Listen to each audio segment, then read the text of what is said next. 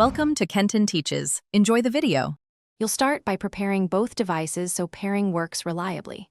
First, install batteries or charge the keyboard. Power it on.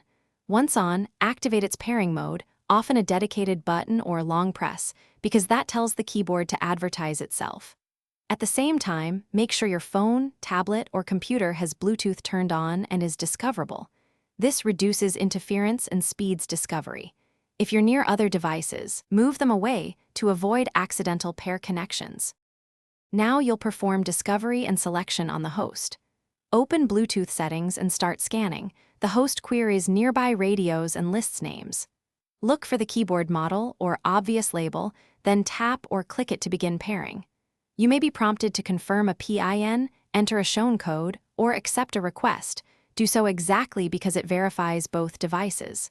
Once accepted, the host and keyboard exchange keys and set up a secure link so keystrokes travel reliably and privately. Finish by verifying input and saving settings. Open a Notes app or text field and type to confirm each key registers correctly. This proves the connection.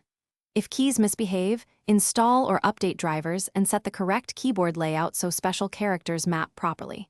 Once connected, your devices remember the pairing. Turn Bluetooth off and on to test reconnection. If it fails, try one key troubleshooting step.